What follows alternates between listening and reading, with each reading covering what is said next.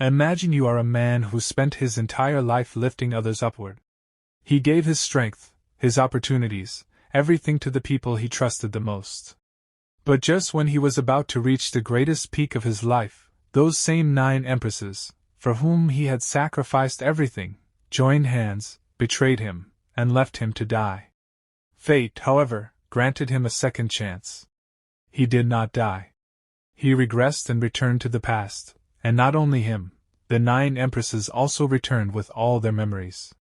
But this time, the story is not about survival. This time, the question is only one: without my help, how far can you all rise? In Chapter 1, we are shown the scene of the pinnacle located at the very top of the 9 heavens. Greenery spreads in every direction, shining mountains glow, and spiritual energy floats through the sky, raising this place to an entirely different level. The atmosphere is so calm and beautiful that it feels as if this land was never meant for ordinary humans. Near the enormous gate of a luxurious sect standing on this pinnacle, an old man announces loudly that today our Nine-Lives Venerable will prove his Tao and achieve sagehood through Ascension. He declares that after attaining sagehood, he will achieve his fully deserved position within the 9 heavens. This, he says, is not only a blessing for him but for the entire sect and all its people. The old man continues that today you will witness a moment that you may never see again in your lifetime. This will be a monumental feat, and being able to watch it with your own eyes will be your greatest fortune. Then he proclaims with respect that we should welcome our heavenly venerable 9-life and begin the tribulation. As soon as he finishes speaking, the massive sect gate slowly opens, and our MC steps out with his queens. His walk, his expression, and his entire aura feels so stable and powerful that the surrounding crowd automatically falls silent. Honestly, at first glance, his presence does not feel bad at all. Rather, it creates a different kind of pressure. But some disciples standing behind, seeing the MC's grandeur, begin to whisper rude comments among themselves. Hearing this, the elders nearby immediately grow strict and scold them angrily, telling them to keep their mouths shut and learn to respect their seniors. The elders warn clearly that if this man's mind even slightly turns, his power is so terrifying that he alone can wipe out their entire clan. They remind them that in the past he fought the Yao clan alone and even annihilated the whole demon domain by himself. Hearing this, the disciples' faces turn pale and silence spreads everywhere. Meanwhile, the tribulation has fully begun. The sky roars, lightning crashes, and the entire area fills with tribulation energy. Our main character, without any hesitation, walks confidently straight toward the center of the tribulation, challenging it directly. Not for a moment does he show fear or doubt. Everyone watching is stunned. Then suddenly, from inside the tribulation, an elder figure slowly emerges. His mere presence makes the atmosphere heavier. Seeing this, even the MC is briefly surprised, because such a scene is rarely witnessed. A girl says in a trembling voice that this is Heavenly Venerable Gujing, one of the top-ranked tribulations existing for centuries. Many people grow afraid, but some elders still believe that our Nine-Lives Venerable is invincible and no tribulation can stop him. Calmly, the MC asks Gujing if they should begin the battle. Gujing, with a straight face, replies, "Start." The fight begins. Their clash is so intense that even space starts to distort. Explosions echo, lights flash, and it feels as if the sky itself will break apart. Yet strangely, the empresses behind the MC show no worry at all. Their expressions remain normal. Instead, they whisper to each other that they had been waiting for this moment for a long time. Their words carry not fear but a strange confidence. Then Gujing uses the Tao of Time. The elders become serious and explain that because of this technique, Gujing's clones will travel through multiple timelines and hunt the MC in each one. If Gujing succeeds even in a single timeline, the MC's real body here will suffer fatal damage. Tension spreads everywhere. Seeing this move, one Empress's face changes strangely, and an evil aura seems to leak from her, as if her true intention can no longer stay hidden. Yet the MC remains calm and says casually that this move is indeed impressive. Then he adds that he must apologize, because in every timeline he has always been an unrivaled existence. But Gujing reveals that he has already destroyed the MC in all timelines. Laughing coldly, he mocks him for praising himself, and says he has killed him in every era. Hearing this, the MC feels as if his soul has been struck. His body trembles, his strength fades, and he collapses to the ground in severe injury, confused about how this happened. Gujing explains that although the MC's strength is extraordinary, the yin-yang Dao devouring goo had already rooted inside his body. That is why Gujing could kill him so easily in every timeline. The MC suddenly realizes the truth and slowly turns toward his empresses. He asks in a heavy voice, "Don't tell me you knew nothing about this." But the sight before him is horrifying. All the empresses burst into laughter, as if his misery is a joke. It is revealed that this goo is formless and can only be implanted through yin-yang union. Gujing says coldly that the result was clear from the start. He knew the MC valued loyalty and emotions deeply, and those same women he loved betrayed him. One empress laughs loudly and says there was never love. They only lived in terror because of his power and wanted freedom. Another reminds him of phone books and says she could have lived a normal happy life if not for him. The atmosphere completely changes. The empresses activate their powers to kill him, twisting all facts to paint themselves as victims and him as a devil. The MC's mind shatters. Rage and pain burn in his eyes. He roars that without him none of them could even touch the title of empress. He had treated them above humans, never imagining such betrayal. As he prepares to attack them, Gujing strikes from behind. The MC groans that if he must die, he will take them all with him. The empresses panic, screaming that he is detonating his cultivation base and will kill everyone. Gujing watches coldly and says defeating him while poisoned was an honorless victory. Perhaps he deserves another chance. He uses his time whirlpool and drags the MC and all 8 empresses inside, smiling that they should come to the next round together. Then Gujing unleashes the time and space reversal technique, sending the souls of the MC and the 8 empresses 50 years into the past. The scene shifts to the past. The MC, Louis, looks around in shock. Everything feels familiar yet different. In front of him stands his first empress, Chu Ling, who in the future would become the Sword Maiden of 9 heavens but now is only a humble servant. Her head spins from the regression. Seeing the MC, she screams in terror, calling him Devil Master and wondering if she has returned to the past. Louis smiles slightly, realizing she has also returned with memories. He thanks Gujing in his heart for the second chance. Then he calmly removes his socks. The Sword Maiden is confused. Louis extends his feet and says casually, "Wash my feet." She is stunned, yet silently begins washing them, her hands trembling. Louis thinks he could kill her now, but death is not the cruelest punishment. He will let her live, so she can experience the absolute misery of a life without him. He tells her calmly that none of this was a dream, they have truly returned to the past. She is shocked and asks, "We all?" Louis cuts her off and says everything is real. Gujing's technique brought them back, and he remembers every word she spoke that day. Her arrogance still remains and she asks, "So what now?" Louis smiles with an evil glint and says only one word, "Enough." Then he declares, "You wanted freedom, didn't you? From this moment onward, you are free." Louis stands up and opens a drawer kept nearby. From inside, he takes out a token and, showing it to the Sword Maiden, says, "Look at this carefully." "What is it?" The Sword Maiden replies with slight hesitation. This is my life tablet." The very next moment, Louis, without any expression, burns that life tablet right there. With a brief flash of fire, the tablet turns into ashes. Louis says in a cold tone, "There, you see? I have burned the contract tablet. From now on, you are completely free. Whenever you want, you can return to your Chu Sword Manor." Seeing this, the Sword Maiden becomes shocked, yet she still composes herself and speaks in a straight tone. "Louis, you had 9 lives, yet in your first life, why did you choose to self-destruct?" But Louis no longer wishes to keep any kind of relation with her. His face hardens. He turns toward her angrily and says, "Mind your own business and get lost from here."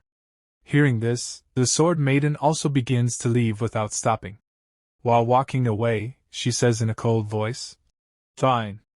Now that we all have been reborn, I swear that this time I will give you a truly miserable end. As she walks, she thinks to herself, Louis, I possess an innate sword body. If none of this had happened because of you, my life would have been far more glorious. Stepping outside, she says in an emotional tone, Father, mother, brother, your daughter is finally coming back. From behind, Louis watches her walking toward the Chu manor with such emotional steps. The same evil smile rises on his face again, and he murmurs slowly, A father, a shameless mother, a trash brother, and this poor girl. He thinks further. Once you return, you will understand what a true devil's cave really is. In this life, I am absolutely not going to show them any mercy. The chains of those 8 women will no longer bind me. No matter what happens, I will definitely ascend to an even higher realm. Just as the MC is about to close the door of the room, suddenly, with a loud bang, the door shatters. A long leg kicks straight inside and attacks him directly. The moment Louis sees this, only one name echoes in his mind, Fairy Red Silk. But the next second he corrects himself. No, in this life her name is still Hong Ling. Then we clearly see that the girl who broke the door and entered is none other than her. Filled with rage, Hong Ling stands before the MC and shouts his name. Without thinking for even a second, she attacks him and screams, Today I will definitely kill you! But Louis's strength is far beyond her level. Without using any technique, he grabs her neck with one hand, lifts her into the air, and hangs her upside down by her own leg. Hong Ling cannot even understand how everything happened so quickly. Louis slowly moves closer to her and says in a deadly tone, You still dare to strike at me? He locks her so tightly that Hong Ling cannot even move her hands or legs. In a frightened, stammering voice she says, W, what are you doing? But Louis has no intention of doing much to her. He already knows that this girl's fate ahead is not going to be special either. He says coldly, Today you will fix my door with your own hands. And if you fail to do so, I will twist your neck and end your life right here. Even though she is completely locked, Hong Ling still says in a trembling voice, I refuse.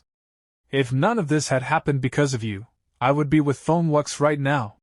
Hearing this, Louis laughs lightly and replies, Then in this life too, if you hope to find him, you will have to give your best try, won't you? The moment she hears this, Hong Ling's face tightens. Fear spreads through her entire body and she says while trembling, I will fix it.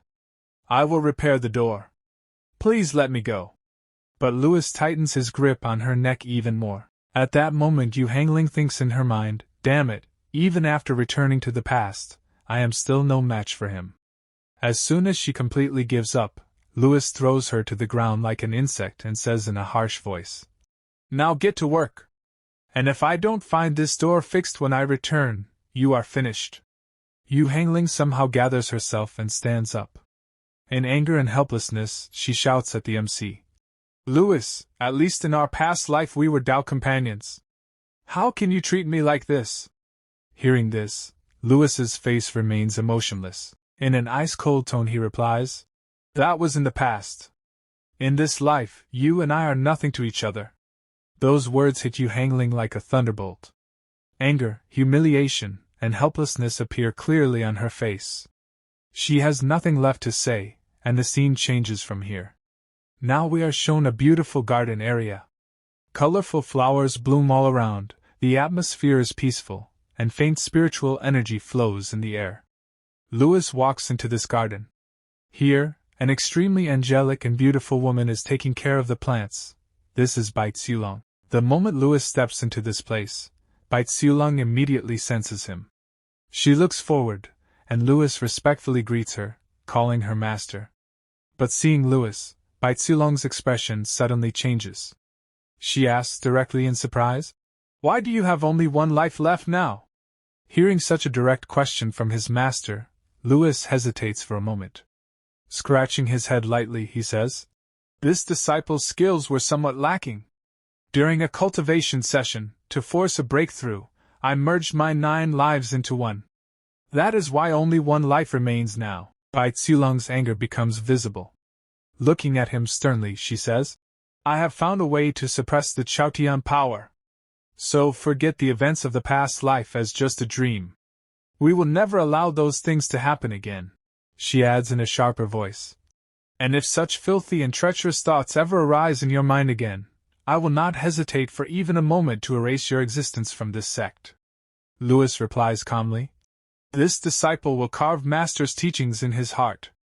Outwardly he appears obedient, but inside he laughs lightly and thinks, do you really believe you found a method?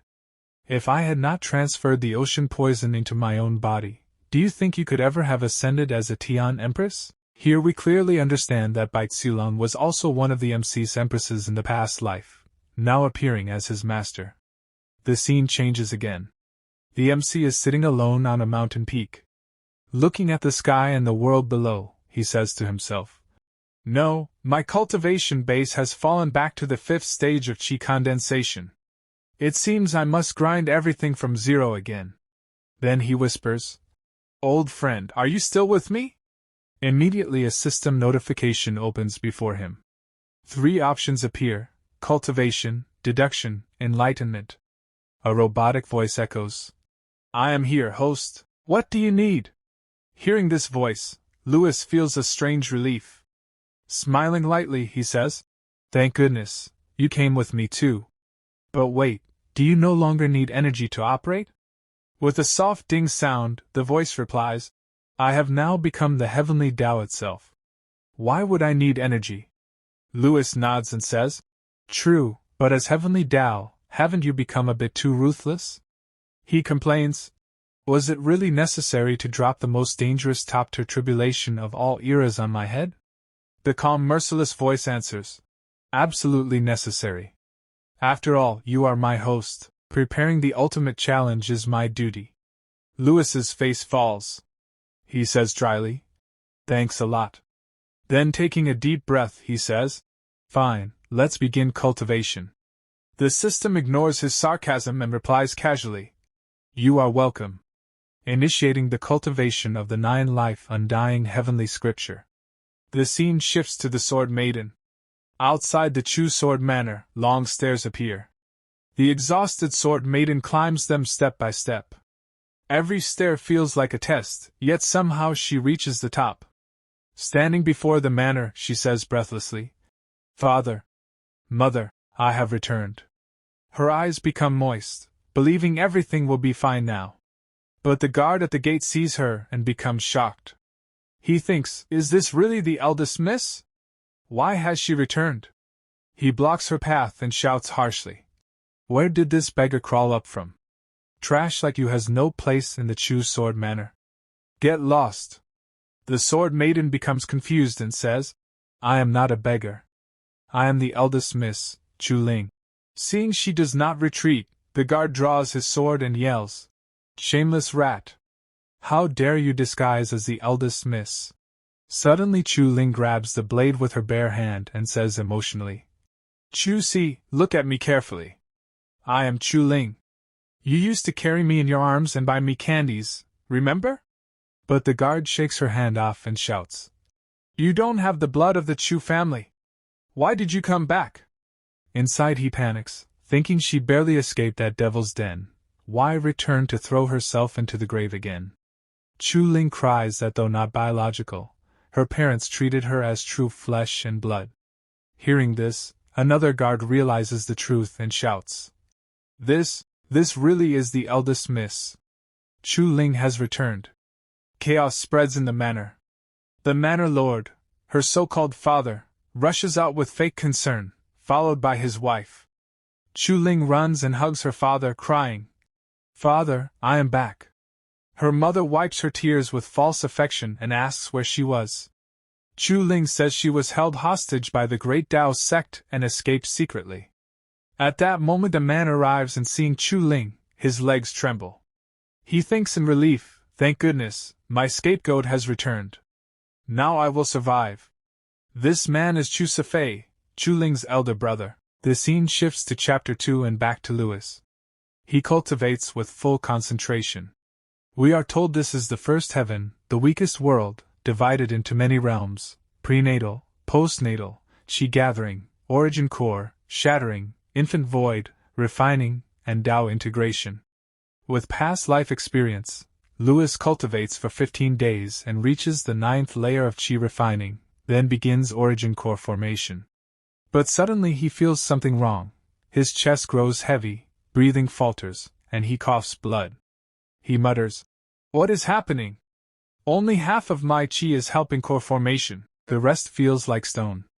After analysis, the system announces, "Celestial rigidity poison detected inside your body." Lewis grits his teeth, realizing those women not only used the yin-yang goo but also planted this poison as insurance so he could never rise again. But his eyes turn cold and he says, "They don't know. I still have one trump card left." He asks the system for a method. The system replies that after breaking through to origin core and converting true chi into true essence, the poison will dissolve. Lewis remembers that in the past he created a perfect return to origin pill which could force the breakthrough. But that pill was gifted to Hong Ling in the previous life. His fists clench. In this life, nothing like that will happen. Suddenly movement appears in the sky. A giant crane announces that Hong Ling has reached chi-gathering perfection in just 1 month and 17 days, breaking the sect record. As a reward she receives a bottle of supreme-grade return to origin pills. Lewis narrows his eyes with a dangerous smile. As expected from a future empress, her speed is terrifying. Even with the system, I am only 2 days ahead. Without wasting a second, he leaps down from the peak. The system asks, "Host, where are you going?"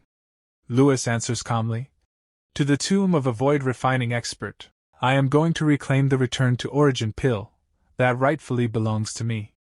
After this, our scene changes. Now we are shown the inside of an ancient tomb located in the middle of a dense forest, about 500 kilometers away from Trade Dao. The air in this place feels heavy, and an eerie silence is spread in every direction. Walking through the depths of this same tomb, Hong Ling has already arrived there. As she steps inside, she thinks to herself, "According to the memories of my previous life, people are going to discover this place only after 1 full month. That means, right now, I am completely alone here." Showing full confidence, Hong Ling enters a cave. She opens the door lying in front of her and begins to move forward through a narrow passage.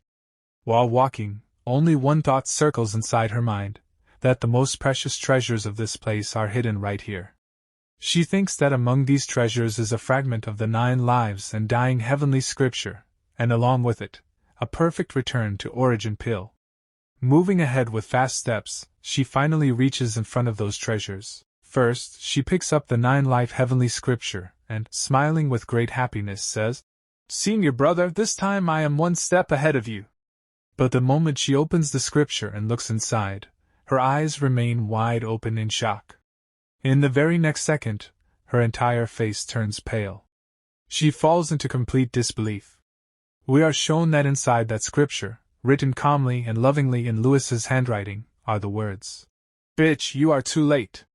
And not only that, along with it, there are peacefully drawn golden sketches as well. Seeing all this, Hong Ling's voice begins to tremble. Stammering, she says, This. Suddenly, in furious anger, she throws the book onto the ground and screams, "Lewis, you son of a bitch!" The moment the book hits the floor, dozens of yellow-colored golden laser lights activate inside the entire tomb and surround her from all sides. Seeing this, Hong Ling becomes completely terrified. Looking upward, she shouts loudly, "Lewis! Let me get out of here!" But no matter how much she screams, there is no one there to hear her voice. The tomb remains utterly silent. After this, our scene changes once again. Now we are shown the scene 3 days later. We see Hong Ling, filled with extreme anger, coming straight toward the MC's house. Without stopping, she barges inside and kicks the door open. The moment she enters, she yells, "You! Get your backside out here!" As we can see, her body is covered with many wounds and injuries. Scratches and marks are visible everywhere. Though it does not seem that the injuries are life-threatening, it is clear that she has suffered a lot in these 3 days. That is why she came here so angrily without thinking at all. By the way, in this series, most of the characters' names sound almost the same to me, so changing the name a little feels better. Her real name is Hong Ling, but from now on we will call her the Angry Woman. And honestly, there could not be a more perfect name for her than this. This angry woman tries to break into the MC's house and, without taking a breath, starts shouting at him. But suddenly, an energy palm attack arrives and strikes directly on her stomach. A loud scream escapes from her mouth, and her body flies into the air and falls far away. Sliding across the ground, she crashes into the courtyard of the MC's house. Groaning in pain, she grinds her teeth and lets out cries of, "Ah!" Then, from the front, a calm yet cold voice comes. "Did your mother never teach you that before entering someone's house, you should knock on the door?" Hearing this, the angry woman is badly startled. Spitting fire in her mind, she thinks, "Louis, you are going too far now. I would rather die than bow before you." But all this she could only think inside her head. In reality, she could only chew her teeth and hair in rage. The truth was that at this moment she needed Louis, and when there is need, even pride has to be swallowed. That is why she somehow controls herself, stands up, and this time, knocking on the door politely, says, "Senior brother, please, can you open the door?" From inside, without any hesitation, a voice replies, "Get lost from here." Hearing this, the angry woman's blood boils even more. She starts banging the door loudly and shouts, "Did you take the perfect return to origin pill from inside that tomb?" But the answer to her question does not come in words. The door opens by itself, and at the same moment, several energy attacks rush out and hit her one after another. Due to the direct hits, her body is thrown away again. However, this time she somehow manages to maintain her balance. Taking a deep breath, she tries to calm herself and thinks, "Stay calm, don't get angry, keep it all inside." Then, grinding her teeth, she asks once more, "I am asking you for the last time. Did you take the perfect return to origin pill from that tomb?" From inside comes the same calm and merciless voice of the MC. "No. Now get lost from here." Hearing this, the angry woman completely loses her patience. Rage fills her eyes, energy bursts from her body, and activating her powers, she rushes straight to attack Louis. She screams, "You have the courage to take it, but not the courage to admit it. Louis, now I will fight you to the death." But just then, suddenly the MC's master appears in front of her. She releases her aura, and in that very moment all of Hong Ling's movements are locked in place. Her voice carries depth and pressure as she says, "Hong Ling, calm down." Hearing this, all of Hong Ling's anger vanishes as if blown away by wind. Her face changes, and in a trembling voice she says, "Master." The next second, she falls to her knees and starts crying bitterly like a child. She wails, "Master, he hit me." Sobbing, she exaggerates everything as if all the fault belongs to the other side. After hearing all this, her master slowly turns toward the MC and asks in a strict voice, "Louis, why did you raise your hand on your own junior sister?" Here one thing needs to be clarified. In the previous episode I had said that this master might have been the MC's wife in his previous life. But looking at the reactions and behavior so far, that does not seem clear at all. The story has not confirmed anything like that, and her expressions also do not indicate such a relationship. Yes, it does feel that as a master she knows that the MC had 9 lives before and now only 1 remains. Perhaps that is why she understands that the MC has returned to the past carrying all the anger of his previous lives. The rest of the truth we will know as the story moves forward. For now, let us continue the story. When his master asks this question, Louis opens his eyes and replies angrily, "She barged in without knocking. She has no manners at all." Hearing Louis's words, his master does not argue much. She calmly walks toward Hong Ling, helps her stand, and says in a gentle voice, "But still, after all, she is your junior sister. Let this matter end here." Then looking at Hong Ling, she asks, "By the way, why did you come to Louis today?" Hearing this, the angry woman points directly at the MC and says loudly, "He took the perfect return to origin pill. He has no use for it, so I wanted to trade something with him for it." Hearing her words, Louis's master turns to the MC and says in a softer tone, "Louis, your aptitude is exceptional. You absolutely do not need the perfect return to origin pill. Why don't you give it to your junior sister? If you need anything else, I can provide it to you. Even after such calm and reasonable persuasion, Louis's expression does not change at all. Sitting in the same attitude, he replies coldly, Sorry, but I also need this perfect return to origin pill. Hearing this, Hong Ling flares up again and shouts, What nonsense are you talking about, Louis? Do you really think that without this pill I cannot condense my origin core? Due to her constant shouting, Louis's concentration breaks. He slowly gets down, puts his hand inside his sleeve, and takes out the same return to origin pill. Then he lets out a deep breath. Seeing this, his master's face brightens, and she happily says, There we go. That's a good boy. She is about to praise him more when the atmosphere suddenly changes again. At that very moment, the MC gives a slight smile. With a "heh" sound, he throws the pill directly into his mouth and chews it in front of his master before swallowing it. Seeing this, his master is badly shocked. Her eyes widen and she says sternly, Louis, why did you do this? Your master is very disappointed. Before she can say anything further, the angry woman standing there explodes in rage. Grinding her teeth, she turns back and screams while leaving. Louis, just wait. I will condense my secret core and take full revenge for this humiliation. Seeing her open hostility, the master's face becomes even heavier. Taking a deep breath, she says, I know you still have a lot of anger inside you. But was it really necessary to go this extreme?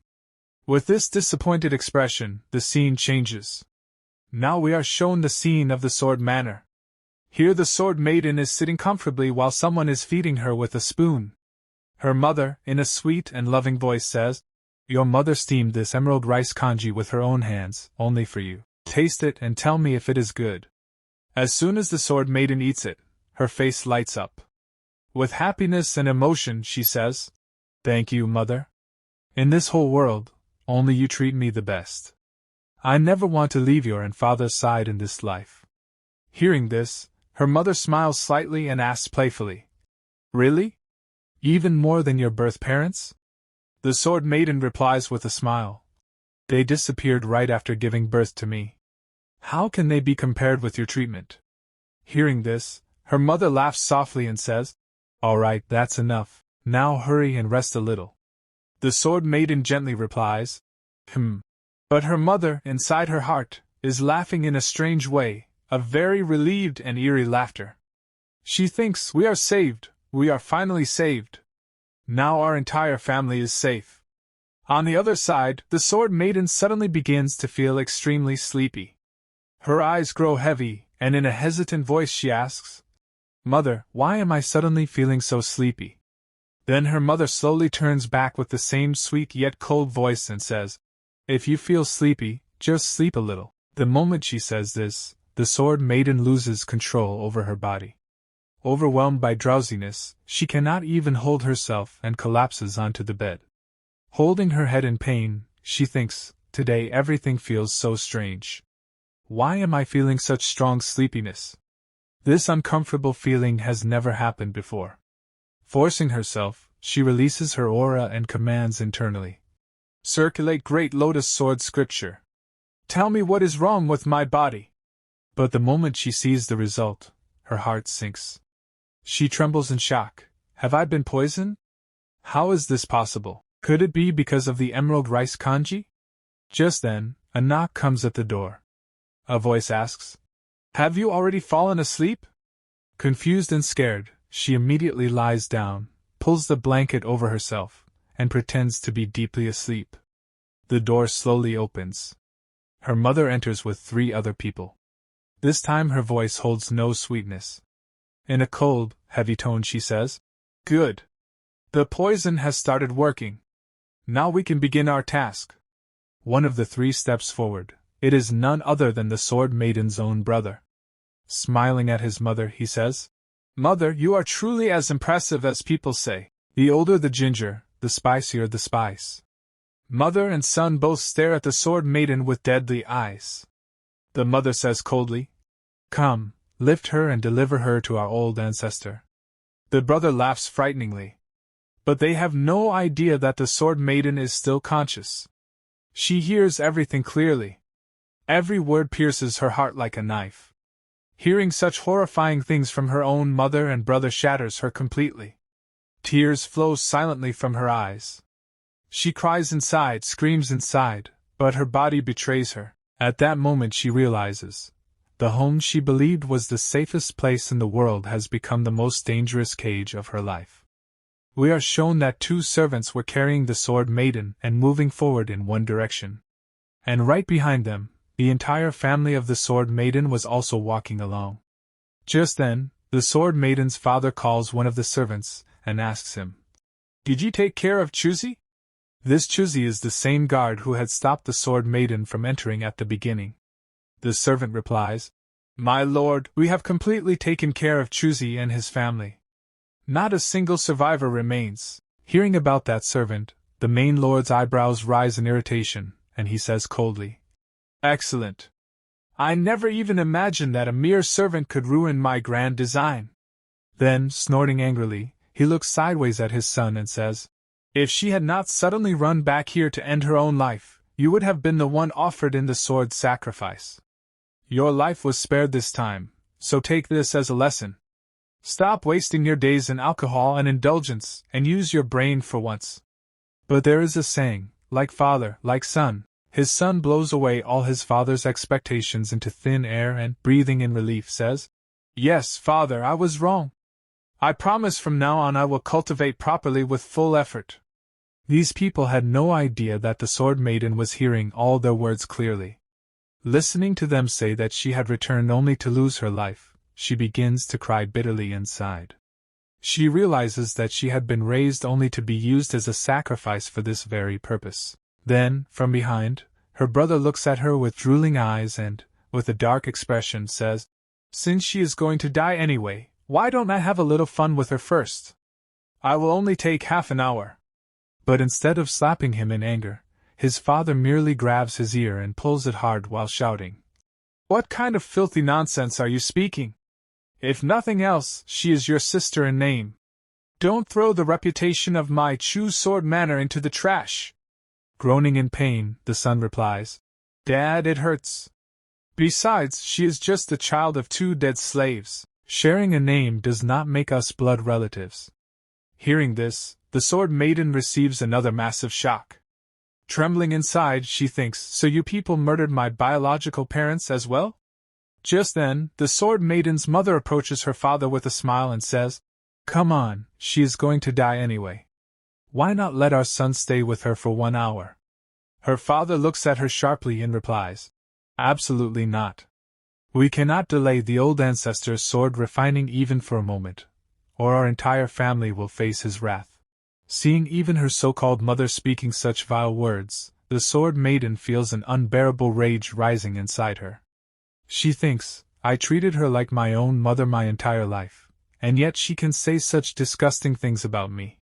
Regret floods her heart, and she whispers in her mind, "Louis, is this the truth you were trying to protect me from? Is this the reason you never allowed me to return home?"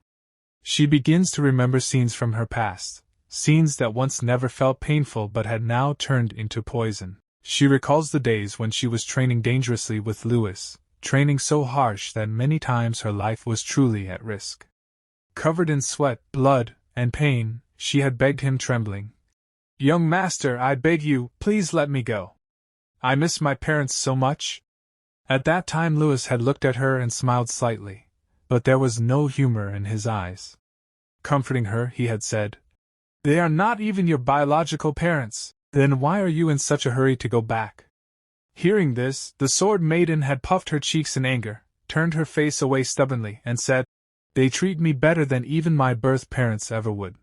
Seeing her sulk like that, Louis had laughed softly and replied, all right.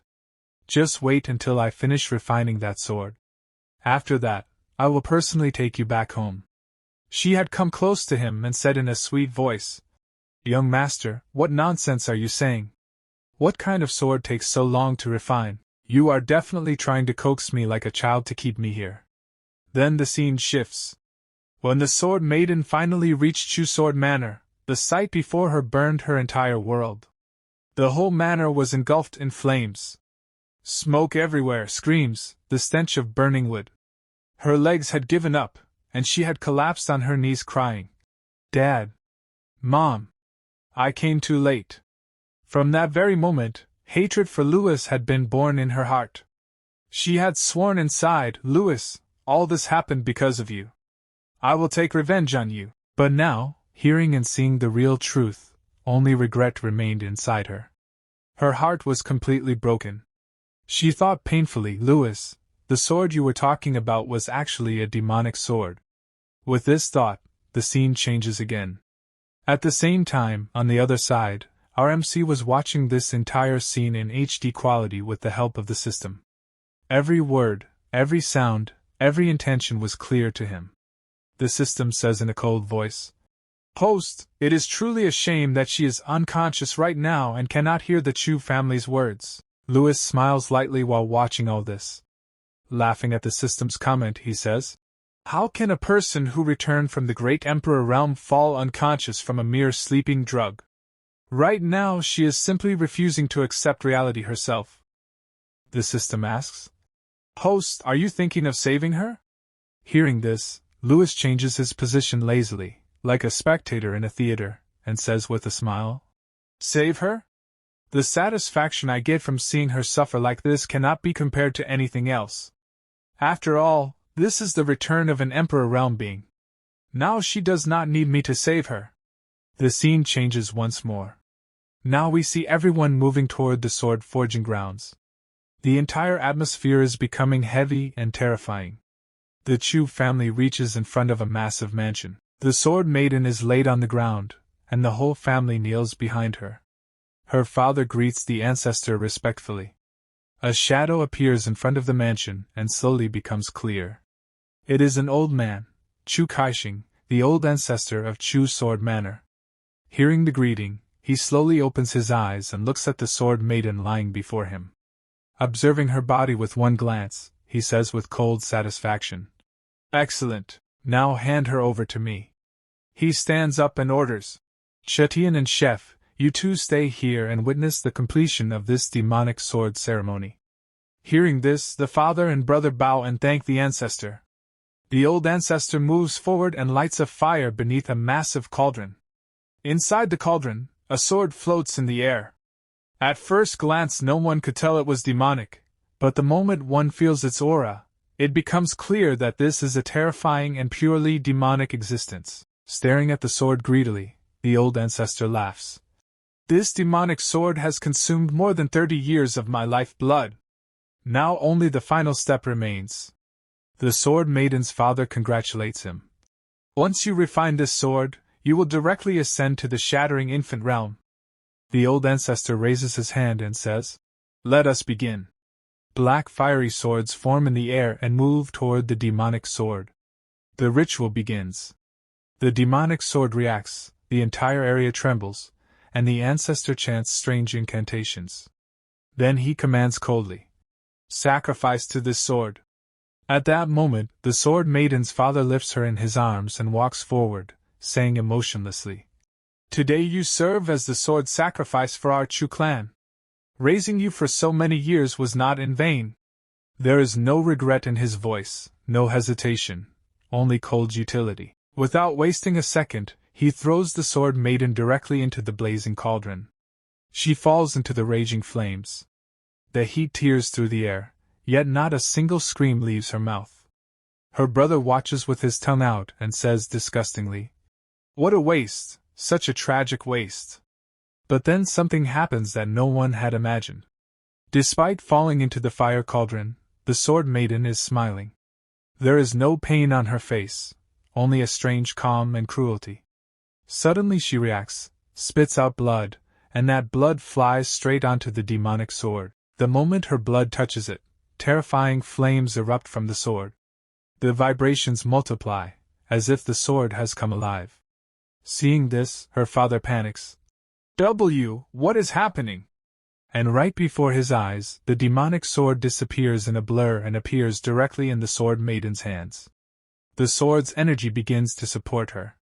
The flames no longer burn her, instead they lift her. She floats inside the cauldron and looks straight at the old ancestor, no pain in her eyes, only murderous intent. The old ancestor is shocked. Her brother screams, "Dad, she's not dead!" The ancestor trembles. How is this possible? But before he can react, she rushes forward at full speed, aiming to pierce his chest in one strike. He hurriedly pulls out a green sword and shouts, "Damn it!" Yet the moment his sword collides with her demonic blade, it shatters instantly. His body is thrown back. He yells, "You cannot use such a demonic sword." Before he can finish, her blade moves like a venomous snake, and in the next second his head is separated from his body. Blood rains everywhere. Flicking the blood from her sword, she says coldly, "Demonic swords are forged to slaughter demons." Her anger has reached its peak. Betrayal, regret, and rage have burned her heart completely. She had waited for her family for 2 lifetimes, trusted them with every breath, and this was the result. Now only hatred remained. Now the Sword Maiden begins to walk toward her own father, her entire body burning with rage. Her steps are heavy, but her intention is crystal clear. Seeing her approach, her father becomes so terrified that his legs start trembling uncontrollably. The color drains from his face. He immediately falls to his knees, stretching his shaking hands forward as he stammers, "Why are you really Chu Ling?"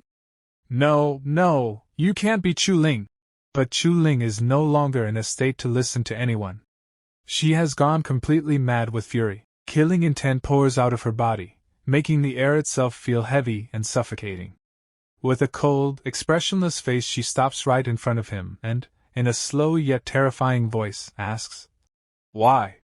I treated all of you like my closest family. I trusted you with closed eyes. Then why did you do all this to me?" Her father doesn't even have the courage to answer her question. Trembling in fear, he blurts out, "Chu Ling, look how powerful you've become now. We don't need to sacrifice you for any sword anymore. Come, let's go home together. Everything will be fine." But Chu Ling has already seen his true face. She lets out a faint laugh, a laugh filled with both pain and hatred. Pulling out her sword, she says coldly, "You are not even worthy to take my name with that filthy mouth." Without a single moment of hesitation, she swings her blade.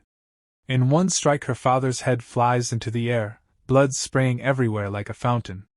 At that moment, Chu Ling looks exactly like a demon, ready to cut down anything that stands in her path without mercy. After that, she turns around. In front of her stands her so-called brother. The moment his eyes meet Chu Ling's, he is struck with terror. He steps back, his lips trembling. Looking at him with icy eyes, Chu Ling says, "Now as for you, you animal." Her brother immediately interrupts, dropping to his knees and banging his head on the ground repeatedly. Yes, I'm an animal. Just treat me like a dog and let me go. Please don't kill me." But in the blink of an eye, Chu Ling's sword moves again. His neck is severed instantly, and his body collapses to the ground. Chu Ling says without any emotion, "You are worse than a dog." At a distance, her mother, who still had no idea about the fate of her husband and son, becomes confused seeing the scene. All she can see is Chu Ling walking out of the sword forging grounds alone with a sword in her hand. Her steps are calm, her face emotionless, but behind her lies a tale of death and blood. Shocked, her mother walks forward and asks in confusion, "Chu Ling, how did you come out? And the others, where are they?" Chu Ling keeps walking without stopping, without even looking at her. As she passes beside her mother, she answers in a cold voice, "Who exactly are you talking about?" Her mother grows even more nervous and hurriedly says, "Your father, your brother, your family." Hearing this, Chu Ling suddenly stops. She slowly turns back. There is no anger in her eyes now, only an empty, chilling coldness. "I don't have any family anymore," she says. The next instant her sword flashes. With a single stroke, her mother's head is separated from her body. Blood scatters into the air, but this time there is no hatred or rage on Chu Ling's face, only a lifeless calm. In a flat voice she says, "Why don't you go and join them? Without looking back even once, she walks ahead and declares coldly, "Every single person of the Chu family deserves to die." The scene changes. The entire Chu family territory is shown. A sword pierces violently into the ground. As the camera rises, we see that Chu Ling has slaughtered every single person of the clan. Old, young, servants, guards. No one survived. After such a long massacre, Chu Ling is completely exhausted. Her body is wounded, clothes torn, covered in blood and dust. She kneels on the ground using her sword for support, breathing heavily, hands trembling. All of this is being watched live by our MC through the system. Seeing the sight, Lewis nods slightly and says, "Not bad. She didn't leave a single soul alive in Chu Sword Manor. She didn't even spare the chickens." Stretching his hand lazily, he adds, "All right, close it now." He is just about to relax on his bed when the system asks, "Host, won't you continue watching? A shattering infant realm expert is about to come and kill her." Lewis smiles faintly. What is there to see? She deserves all of this. The scene shifts back to Chu Ling. The manor is now nothing but ruins, corpses, and blood everywhere. Chu Ling falls to her knees, whispering in a broken voice, "I was wrong, I was so wrong." Tears flow from her eyes, her body shaking in pain. She has no strength left to fight. From a distance someone approaches, the shattering infant realm expert, Reverend Li Jian. The moment he sees Chu Ling and the demonic sword in her hand, greed shines in his eyes. This demonic sword, it's actually complete. Laughing, he pulls out his blade and shouts, "That sword only brings you pain. Let me free you from it." He attacks at full speed, but Chu Ling barely tilts her sword, offering almost no resistance, as if she has already accepted death. Yet Li Jian suddenly stops his blade near her neck, noticing she hasn't reacted at all. No fear, no hope, nothing. He laughs madly. "Just as I thought, she has completely lost her mind." But at that very moment Chu Ling moves. With a single block she releases an overwhelming force that blasts Li Jian away, tearing his clothes and throwing him to the ground. Stunned, he mutters, "She's only at Origin Core Realm. How can she have such terrifying sword skills?" Chu Ling stands there lifelessly, as if emotions have abandoned her. Li Jian stares greedily. This girl hides a huge secret. The sword isn't the only treasure here. Suddenly Chu Ling turns and begins running away. Li Jian is shocked. What? She wasn't reacting at all just now. He chases after her, shouting obscenely, "Don't run! Be a good girl and come to Li Jian." Chu Ling keeps running despite her injuries, blood dripping with every step. Her lips tremble as she repeats, "I was wrong. I must repent. I must repent."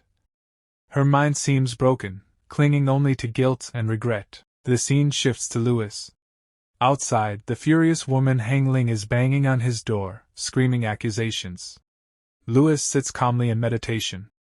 The system asks, "Host, she is insulting you so badly.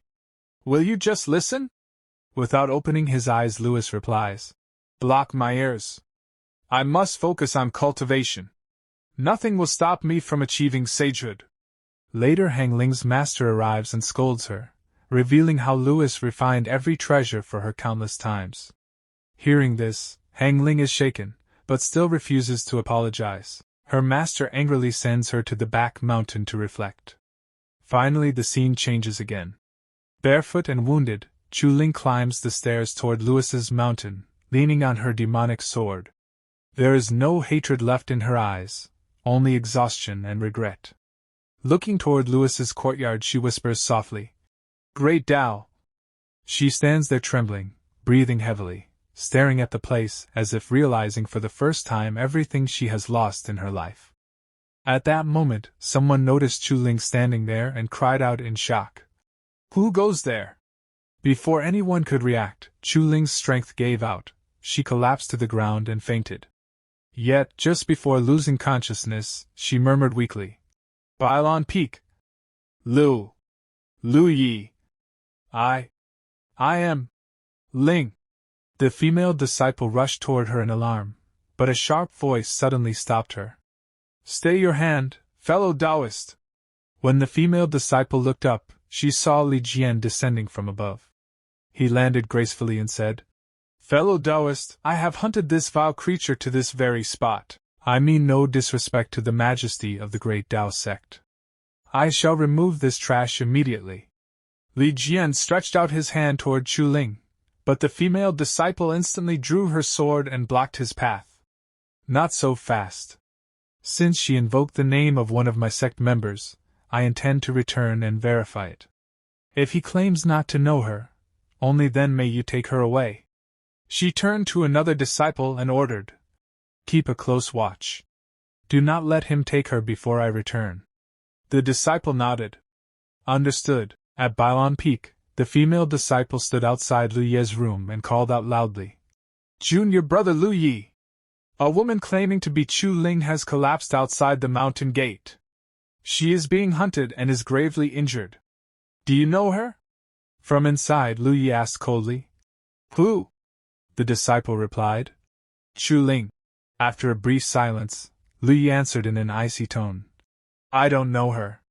The female disciple responded, "Since junior brother does not recognize her, we shall not intervene." Lu Yi repeated firmly, "I said I don't know her." "Understood. Farewell," she said before leaving. Inside, the system asked Lu Yi, "Does master truly intend to leave her to die?" Lu Yi replied calmly, "Have you forgotten how she treated me in my past life? Besides, she isn't going to die." Outside the gate, the female disciple returned to Li Jian and informed him, "I have verified the matter. My sect's disciple does not know her. You may take her away." Li Jian sneered, "Just as I thought. The great Tao sect is a pillar of the righteous path. How could it possibly associate with a demoness like her?" He stepped closer to Chu Ling and said, "I shall remove her at once, lest she sully your noble grounds." But just as his hand was about to touch her, an invisible force struck, freezing his arms solid. Li Jian roared, "Who dares?" A powerful figure appeared. It was Bai Qiulan, her expression cold with anger. "Stay your hand!" The surrounding disciples immediately dropped to their knees. "Greetings, Marshal and Bai Qiulan declared firmly. "You cannot take her away." Li Jian clenched his fists in fury. The magnificent great Tao sect, reneging on its word? That is hardly the conduct of a righteous faction. The female disciple flared up and pointed her sword at him. "Impudent!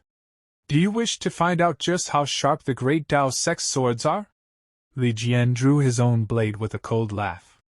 "My sword is none too dull either." The female disciple prepared to strike. "In that case," but before she could move, Bai Qiulan attacked from behind, instantly freezing Li Jian's entire body. She said in an indifferent tone, "Dispose of the corpse. I will take this woman back to the sect." Bai Qiulan carried Chu Ling to another residence, and urgently said to her senior sister, "Senior sister, please save Chu Ling." She laid Chu Ling onto the bed. The girl looked terribly wounded. The senior sister examined her and began to heal her while murmuring, "How could she be injured this badly?" Bai Qiulan sighed. "She was practically a corpse. What sheer force of will kept her clinging to life until now?" The senior sister gave a confident thumbs up. "Fear not. So long as a spark of life remains, I can bring her back." Bai Qiulan bowed slightly. "I am in your debt." After some time, Chu Ling finally regained consciousness. The moment she opened her eyes, she whispered instinctively, "Young master." Seeing her awake, Bai Qiulan hurried to her side. "Linger, you're awake." Chu Ling looked around in confusion. "Sister Bai? Where is the young master?" The senior sister silently observed from the side, thinking, "Sister? A lowly servant girl dares to call Qiulan sister?" Bai Qiulan answered gently, "Lu Yi is still in secluded cultivation. He has not yet emerged." Chu Ling said anxiously, "Then, was it the young master who asked Sister Bai to save me?" "Many thanks, Sister Bai, but I must go find him." Bai Qiulan shook her head. "There is no rush. Focus on healing your wounds first. By the time you have fully recovered, perhaps he will have finished his seclusion." Chu Ling lowered her gaze. I must apologize to the young master. I misunderstood him all this time. It turns out he wasn't trying to force himself on me. He was protecting me. Sister Bai, perhaps we have all misunderstood him. The senior sister, still listening quietly, felt her mind explode. Force himself? We? Good heavens, did I just stumble upon some massive scandal? She stared at the two of them in shock. Just then, Bai Qiulan glanced in her direction. The senior sister immediately turned her face away, pretending innocence.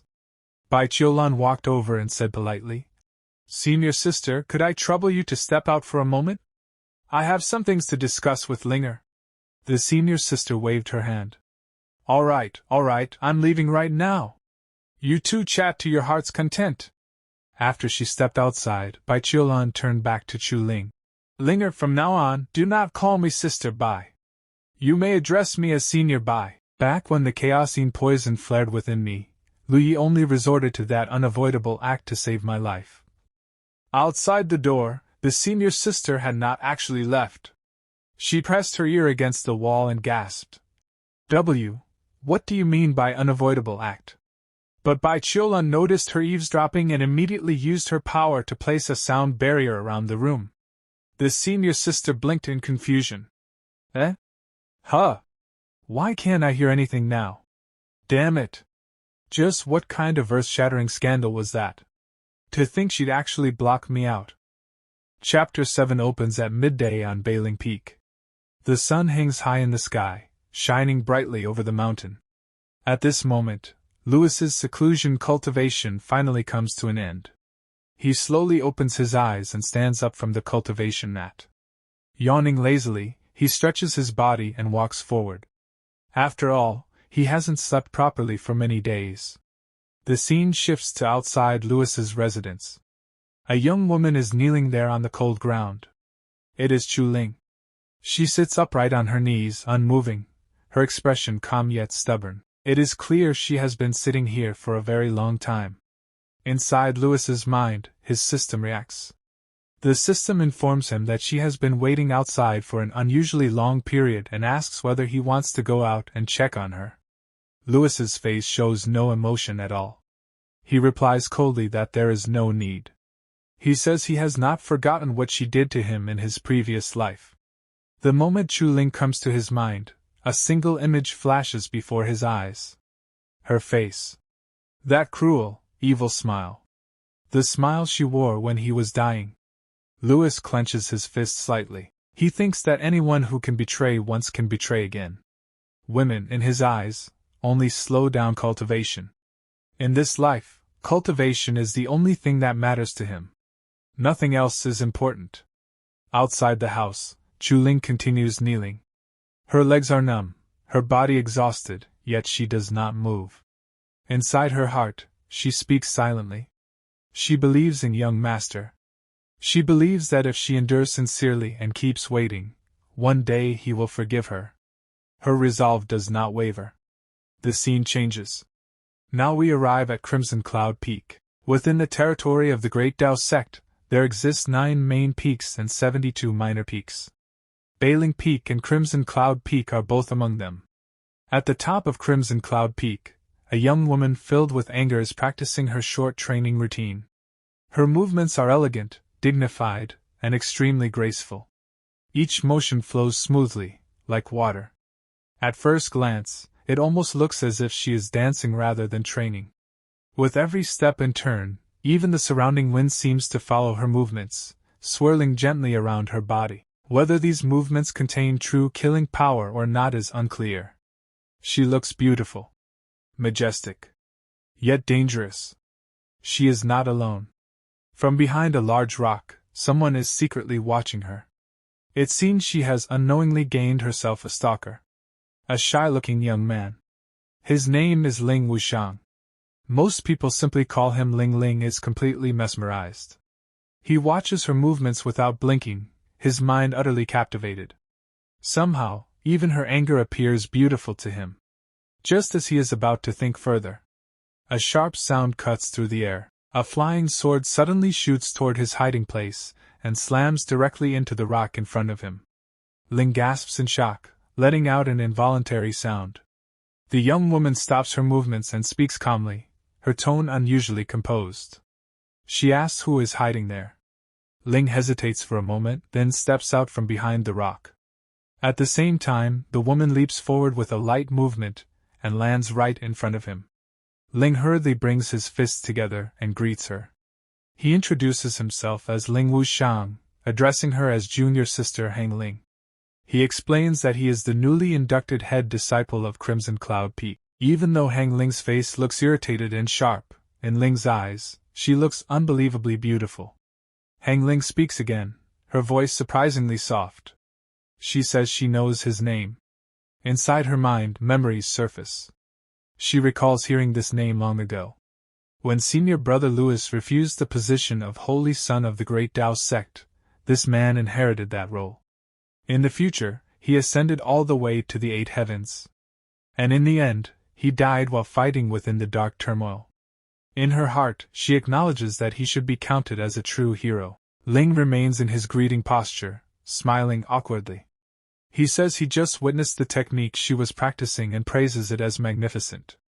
He asks whether he can receive some guidance from her. Hong Ling lets out a light laugh and takes a deep breath. With an air of absolute superiority, she tells him that he is no match for her. That single word stirs something inside Ling. His expression turns serious. He draws his sword and says that even though she is younger than him, she speaks with far too much arrogance. He adds that whether or not he is her match can only be determined after they try. In the next instant, Hong Ling activates her movement technique and appears extremely close to his face. Smiling faintly, she suggests something else. She tells him to go and challenge Louis first. If he manages to defeat Louis, then he can come back and spar with her. That sudden closeness completely flusters Ling. He retreats hastily, his face reddening. He asks who Louis is and says he has no grudge against him. He does not understand why he should challenge someone he has no enmity with. At least, this shows that Ling is not thinking entirely with impulse. He still has some reason.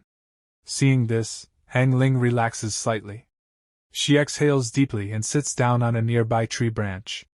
She explains that Louis is the reason her master punished her and sent her into solar tree confinement on Crimson Cloud Peak. Ling steps closer, lowering his voice. He asks her to explain exactly what Louis did. Hong Ling closes her eyes. She agrees to tell him how everything began. She says it all started on the day she kicked down Louis's door. The story continues. The details are not shown clearly, but by the time she finishes telling her one-sided version of events, an entire hour has passed. 1 hour later, Ling's expression is twisted with anger. He explodes in rage, saying the story is outrageous and disgusting. Just hearing it makes his blood boil. He questions how someone like Louis could even be worthy of being called her senior brother. Ling stands up abruptly and begins to walk away in fury. He tells Hong Ling to wait right there. He declares that he will go take revenge on her behalf. First, he will defeat Louis. Then, he will force him to apologize to her. Hearing this, Hong Ling becomes anxious. She hesitates and tries to stop him, saying that he truly cannot defeat Louis. But Ling does not stop. He shouts that he has already made his decision. If he does not teach Louis a proper lesson today, then he is not worthy of being called the head disciple. The scene shifts back to Louis. He truly has become a cultivation fanatic. He had just finished cultivating once, and now he is already sitting down again. Just as he begins to focus, he senses someone entering his courtyard. He opens his eyes and asks who is outside. A firm male voice answers with a name. Ling Wuxiang. Hearing that name, a memory surfaces in Louis's mind. An arena. A fierce battle. Logically speaking, their first meeting should have happened during the all-sect disciple tournament. Louis remembers clearly that he was the champion, while Ling was the runner-up. Louis walks over and opens the door. He confirms Ling's identity and politely asks why senior brother Ling has come to Crimson Cloud Peak today. Ling is surprised. He asks whether Louis knows him. Louis responds calmly that he does. He praises Ling, saying his name even appears in stories. He accurately states that Ling entered the sect 2 months and 12 days ago, and condensed the heavenly core on the very first day. He calls it admirable. Hearing this, Ling's chest unconsciously straightens. He says that Lewis's eyes are unexpectedly sharp, then corrects him slightly, explaining that it has only been 2 months and 11 days. The first day was wasted on entry procedures. Lewis nods eagerly and continues praising him, calling his talent formidable and saying he is extremely valuable to the great Tao sect. Suddenly, Ling snaps back to reality. He points at Lewis angrily and demands that he wipe that smile off his face. He accuses Lewis of trying to fool him. He declares that he has come here to issue a challenge. The atmosphere instantly turns silent. Lewis's smile deepens slightly. He accepts the challenge without hesitation, saying he has been bored for a long time anyway. Both of them step outside. Ling immediately draws his sword and rushes forward. He declares that he will not hold back and tells Lewis to prepare himself. A dangerous slash flashes through the air. Lewis calmly steps aside and blocks the sword with just 2 fingers. Ling's eyes widen in shock. Lewis releases a faint aura, gathering power into his fist as he charges forward. He apologizes calmly for the offense. Ling grits his teeth and tries to block with his sword, sensing danger. But before he can react, Lewis disappears. In the next moment, Lewis appears behind him and delivers a powerful kick to his back. Ling cries out as his body flies forward, crashing face first several steps away. No lethal weapon. No aura release. Yet the humiliation is complete. Lewis looks down at him calmly, and says that this should be enough. But Ling is stubborn. He stands up again, rage burning in his eyes. He demands one more round. This time, he draws his sword with full seriousness. He activates the Crimson Cloud sword art. Taking a proper fighting stance, he prepares for a real battle. Ling attacks Lewis once again. In his mind, Ling is certain of one thing. This time, Lewis will not be able to dodge. But that thought is nothing more than an illusion. In the very next movement, Lewis passes straight by Ling's side. Effortlessly. Casually. The attack misses completely. Ling's eyes widen in disbelief. He cannot accept what just happened. His breathing becomes uneven, a trace of panic appearing on his face. Before he can even react, Lewis's fist is already rushing toward him. Lewis speaks calmly. Look carefully. I will only demonstrate this once. Lewis's arm shoots forward like lightning. In an instant, his hand clamps onto Ling's collar. Ling's pupils shrink. He blurts out instinctively that Lewis is far too fast. But before his words can finish, Lewis grabs him by the collar and spins violently, throwing him away like a rag doll. At the same time, a crimson-red aura bursts out from Lewis's body. On the other side, Ling stabs his sword into the ground. His feet scrape across the surface as he slides backward, barely managing to stabilize himself. Lewis then stands upright, calm and dominant, like a true Sigma male. He looks at Ling and asks casually how was that, and whether he still wants to continue. Ling is clearly shaken now. Sweat drips down his face. His voice trembles slightly as he admits that in terms of skill, he is inferior, but his comprehension ability is strong. Lewis tilts his head slightly. Oh? What does senior brother mean? Ling suddenly launches another attack. He shouts that he has already comprehended the second form of the Qixia sword art. His sword slashes forward, tearing through the ground as the attack surges toward Lewis at terrifying speed. Cracks spread across the earth. Dust flies everywhere. Yet Lewis remains standing calmly. He simply watches the attack approach.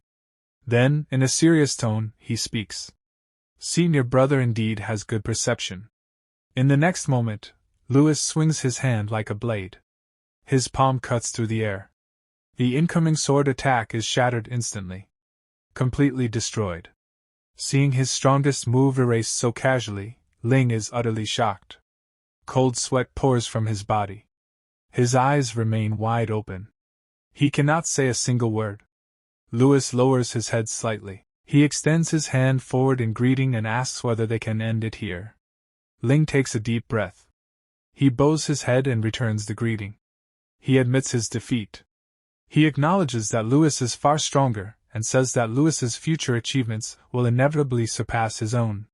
Lewis smiles faintly. He tells Ling not to worry. In the future, if anyone asks, he will say that he fought senior brother for 10 rounds and barely achieved a narrow victory. Hearing this, Ling laughs loudly. He praises Lewis as a good person and says he will remember him. He then turns around to leave, bidding farewell and saying they will meet again. Just as Ling is walking away, Chu Ling suddenly runs over in a hurry. She is here to see Lewis. She calls out happily, saying that senior brother has finally come out. Ling turns his head toward her. Inside his mind, a thought appears. Are there really so many beauties on Bailing Peak? Lewis, however, has no intention of meeting Chu Ling. Without hesitation, he shuts his door. The sound echoes in the courtyard. Chu Ling freezes on the spot. She stands there silently, completely stunned. Slowly, she kneels down again. Her face is filled with sadness. She asks softly why senior brother closed the door again. Ling walks over and speaks to her. He tells her that a woman's dignity is precious. There are plenty of fish in the sea. Since Lewis is unwilling to see her, why should she cling to a single tree? Chu Ling's regret deepens. Her eyes redden as she begs softly, asking whether senior brother cannot just open the door and look at Ling at once. Ling tries to ignore the situation. He turns around and walks away. Letting out a deep sigh, he thinks to himself that it is a pity. She is pretty, but unfortunately blind. He, Ling Wushang, is so dashing and handsome, yet she actually turns a blind eye to him. The scene shifts. Back on Crimson Cloud Peak. The angry young woman is still practicing her sword. Ling arrives. He tells Hong Ling that he lost. Hearing this, Hong Ling looks at him and smiles faintly. She says she already told him that he could not defeat Lewis. Ling sits down on a piece of wood. He admits that Lewis is actually quite a decent person and not as terrible as she described. Hong Ling places both hands on her waist and snorts. She says that Lewis treats men well enough, but with women, that is not necessarily true. Ling raises an eyebrow and asks whether she understands Lewis that well. He mentions that he just saw a young maiden kneeling before Lewis's door, yet Lewis kept the door shut and refused to come out. Hong Ling is startled. A maiden? She asks what she looked like and what her name was. Ling replies that she was very pretty. He recalls hearing her call herself Ling or something similar. Hong Ling's heart trembles. Chu Ling. She actually came back. Her thoughts become chaotic. She wonders how this should be handled. She tells herself not to be jealous. Why would she be jealous? That would be ridiculous. How could she possibly be jealous over Lu Yi? At the same time, Ling's expression darkens. A terrifying realization hits him. No way. Is she also Lu Yi's woman? Then don't blame him for not knowing how to cherish jade and pity fragrance. Ling suddenly stands up. He challenges Hong Ling. He says that he has already fulfilled his promise to challenge Lu Yi, so now she must spar with him. Hong Ling hesitates. She points out that he did not defeat Lu Yi. Ling does not care. He says that he went to challenge Lu Yi for her sake, so she must take responsibility. Hong Ling stares at him for a moment. Then she accepts. She says it is time to make him give up on this foolish heart of his. Her eyes turn red with anger. She charges forward first. She declares that she will not hold back like Lu Yi did. A violent explosion erupts on the mountain. Shockwaves spread across the peak. Ling desperately tells her to be gentle. But Hong Ling does not listen at all. Half an hour later. Ling's condition is miserable. His face is swollen. His cheeks are bruised. He has been beaten so badly that he can barely stand. Hong Ling looks down at him coldly. She tells him not to come disturb her cultivation again in the future, and orders him to leave. Ling cries as he staggers away. He shouts in despair, asking whether everyone on Bailing Peak is a monster. Why is one more ruthless than the other? He swears that he will definitely come back one day. Hong Ling frowns. Her thoughts return to Chu Ling.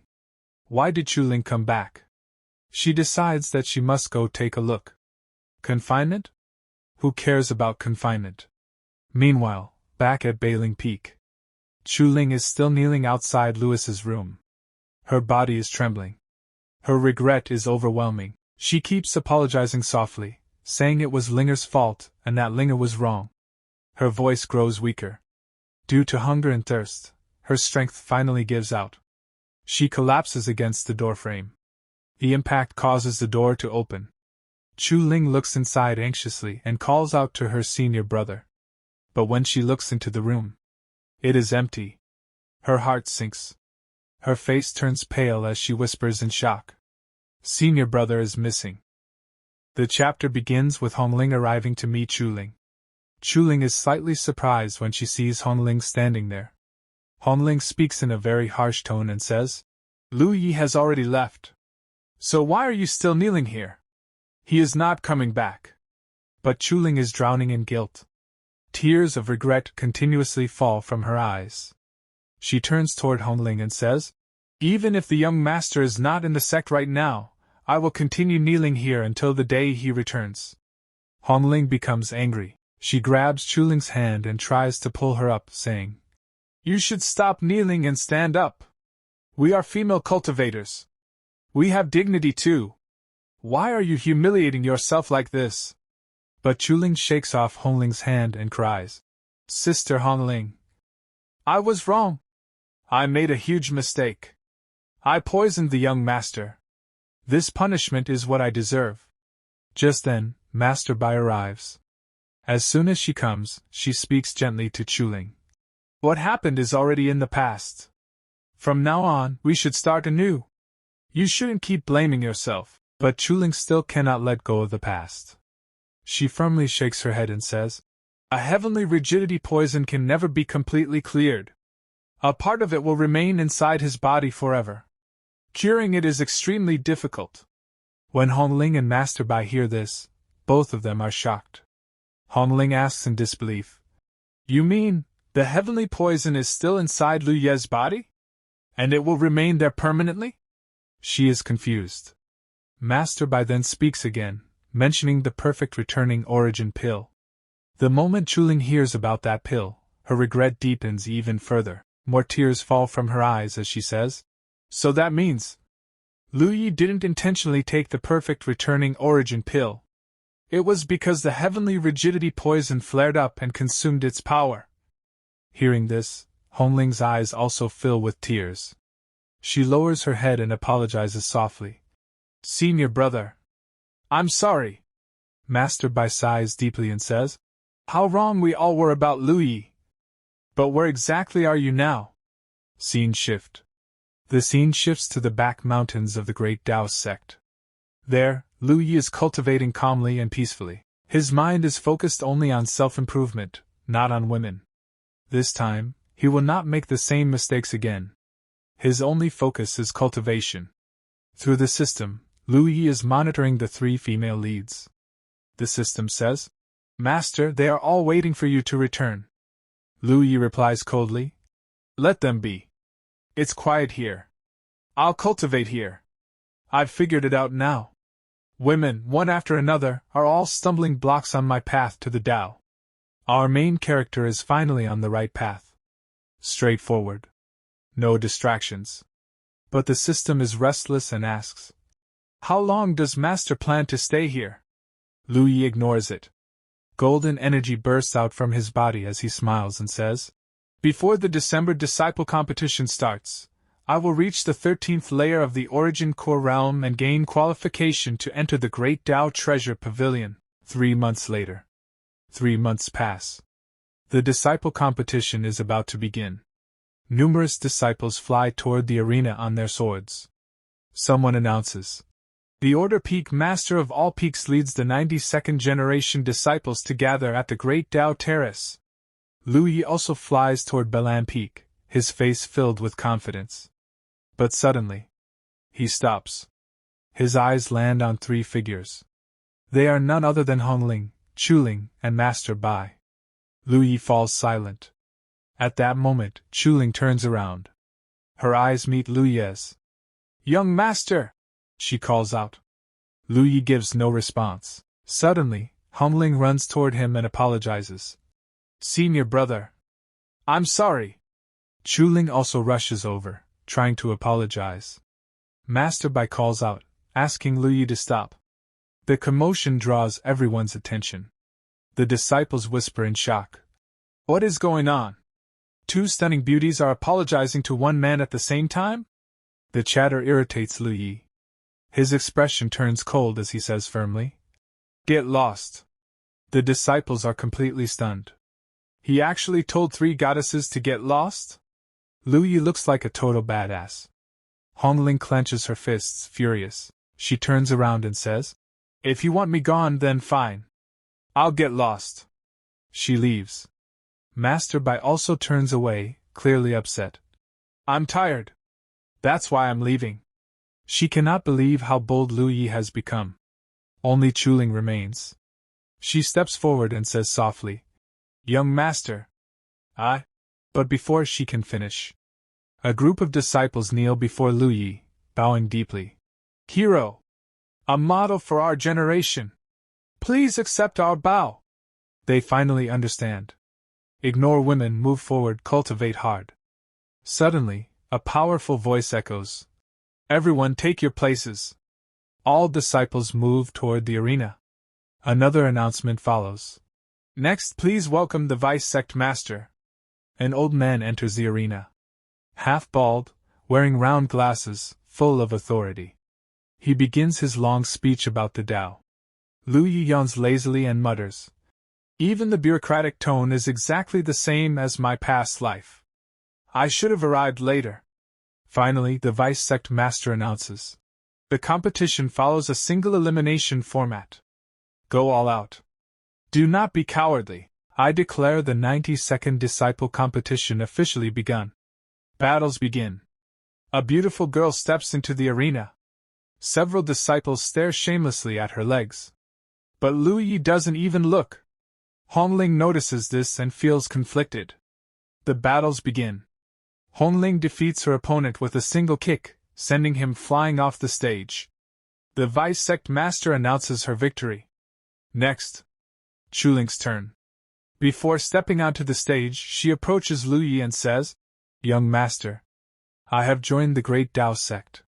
Tears of regret still fill her eyes. She steps onto the stage while still looking at Lu Yi. The disciples praise her beauty. Her opponent mocks her. Junior sister, you've already humiliated yourself enough. Why keep throwing yourself at him? Chu Ling's expression hardens. She replies firmly, Thank you for your concern, senior sister. For me, the young master is an existence more important than the Tao itself. The opponent explodes in anger. Nonsense! I'll beat you until you wake up! This part begins with Chu Ling fighting another female disciple in the arena. The two of them are clashing fiercely while the surrounding disciples cheer loudly. Both sides have their supporters, but especially many disciples are shouting for the other female disciple. Teach her a lesson! Show her her place! On the other side, senior sister Hong Ling is quietly looking toward Lu. She starts thinking to herself, although this Lu is a little handsome, there are no fewer than 10 men in the Great Tao sect more handsome than him. So how exactly did this little girl fall for him so deeply? It's truly baffling. Meanwhile, the female disciple activates her technique. Spiritual energy surges around her as multiple clones appear, surrounding Chu Ling from all sides. She begins pushing Chu Ling back. Junior sister, if you don't wake up soon, don't blame me if I accidentally hurt you as your senior sister. But suddenly, Chu Ling's eyes sharpen. In the next instant, she unleashes her own technique. With one swift motion, she destroys several of the clones in a flash. Her sword moves like lightning, cutting through illusions instantly. Before anyone can react, she appears in front of the female disciple, her blade stopping just inches away from her neck. The entire arena falls silent. Fear clearly appears on the female disciple's face.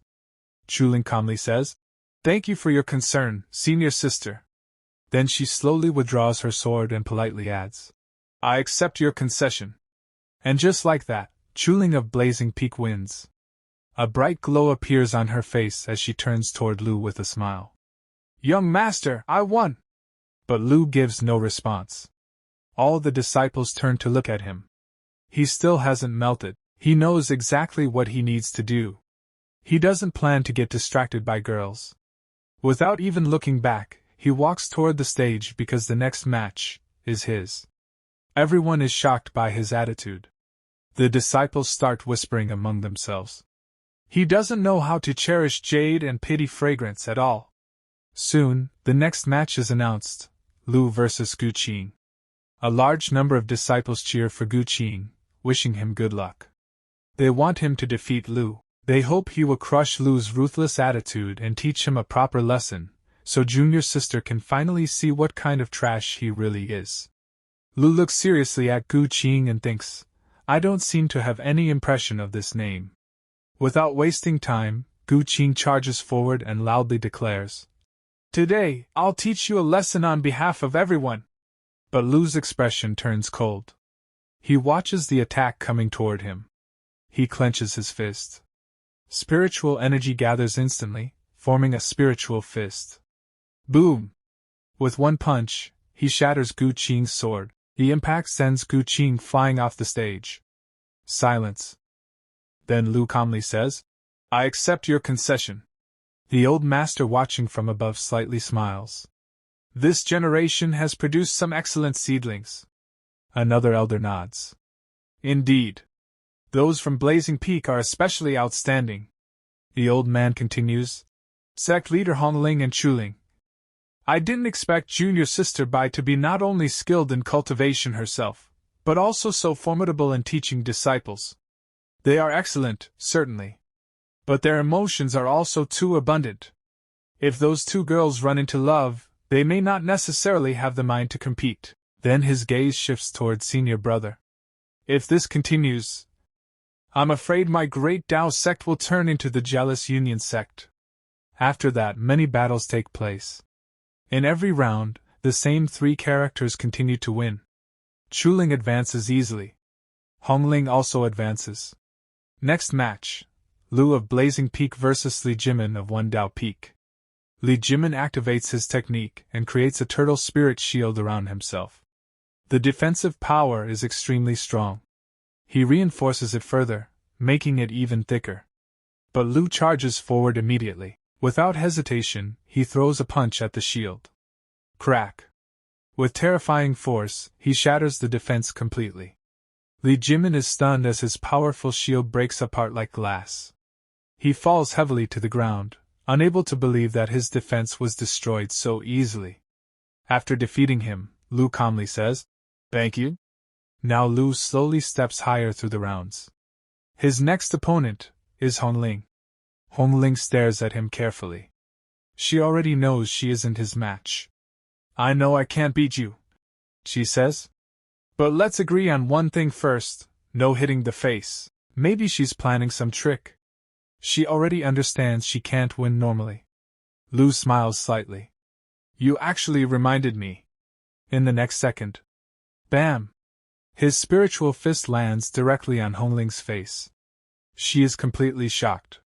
His speed is far beyond her expectations. The match is practically over instantly. You said no hitting the face, she shouts angrily. Now Hong Ling activates her technique. Golden energy erupts from her body. Then please enlighten me, senior brother. She uses her fearless divine fist. Lu casually raises his fist. No strain. No forceful movement, just a simple extension of his arm. Red spiritual energy flows from his hand. When her divine fist collides with his, her attack shatters instantly. With a slight push, Lu sends her flying backward. She crashes onto the stage. Defeated. He walks past her, then suddenly stops. Someone comments loudly. Good heavens! Does this Lu not like women, bro? Another disciple mutters. He's not backward, he's straightforward. He only looks forward now. Hong Ling, like an annoyed kitten, refuses to give up. Senior brother, I'm not done with you. She still doesn't accept defeat. No one knows what she's still clinging to. But Lu doesn't want any relationships anymore. Yet these people keep chasing after him. Two disciples who are actually his fans whisper. If that's really the case, Lu is quite pitiful. Did we misunderstand him? The other nods. Boys being alone outside must protect themselves well. Then the fifth round begins. This time, Lu faces Lingu Yushuang. They stand opposite each other on the stage. Lingu says calmly, I've already made up for my defects. But it seems I'm still not your match. Lu replies, knowing shame and then being brave, making constant progress. That is the way of cultivation. Lingu narrows his eyes. You're not an unreasonable person. So why are you so savage and ruthless toward your junior sisters? Lu doesn't answer. He raises his hand and gestures. Come. You don't need to know that. Just make your move. Lingu becomes angry. He activates his technique and sends countless slash attacks flying toward Lu. And with that explosive clash about to unfold, this part begins with Lu Yi slowly raising two fingers of his right hand. In the next instant, a blazing red sword intent condenses between his fingers, glowing sharply like burning blood. The air around him trembles. Without hesitation, he slashes forward. His sword intent crashes into his opponent's attack, and destroys it effortlessly. Not only that, Lu Yi continues walking forward calmly, as if nothing could stop him. His opponent now clearly feels Lu Ye's overwhelming power.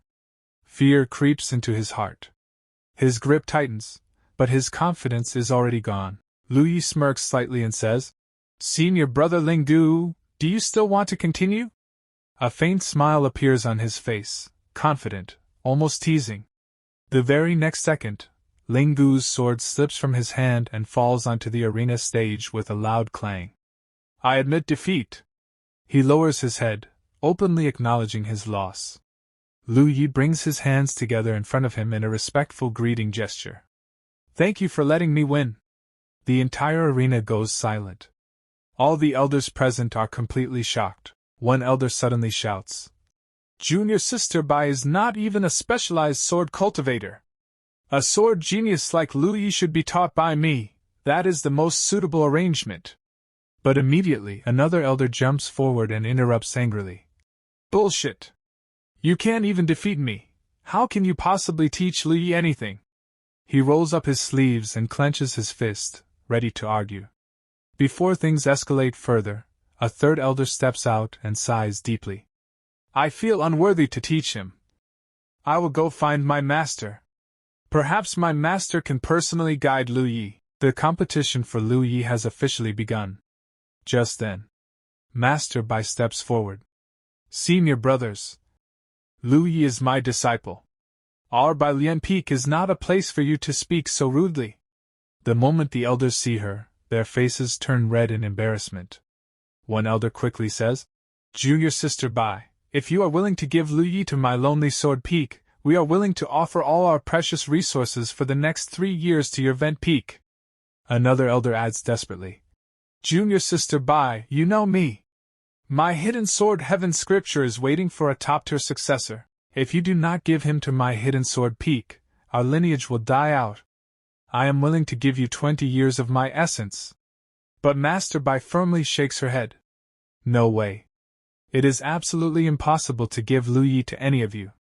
There is no room for negotiation. Lu Yi hears everything.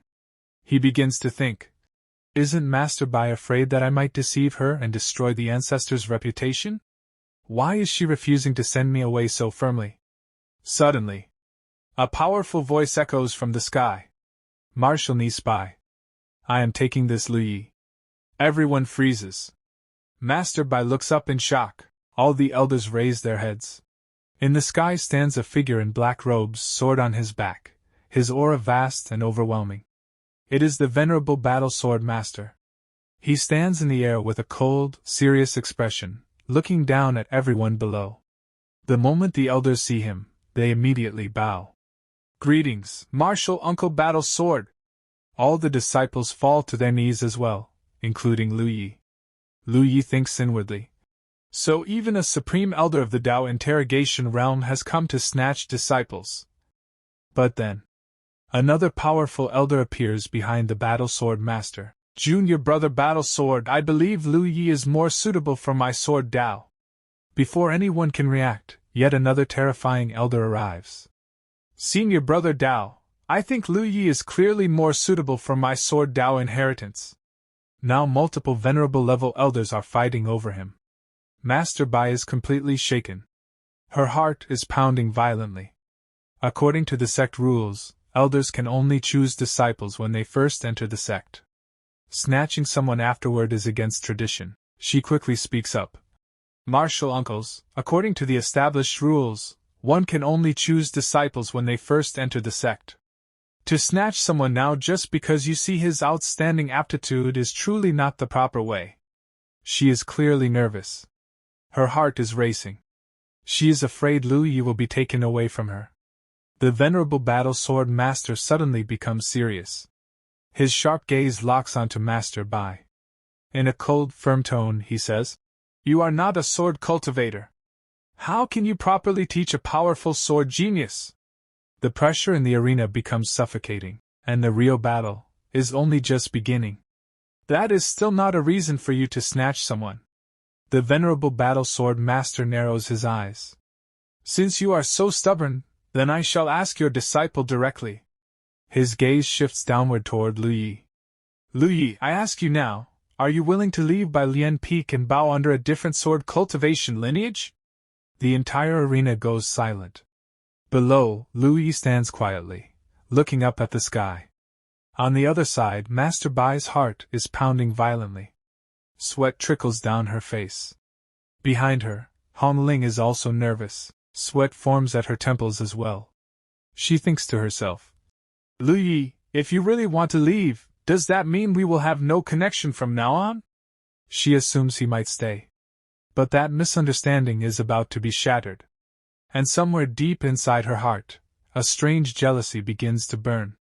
After all, in their previous life, she and Lu Yi had shared countless intimate dual cultivation sessions. Their connection wasn't shallow.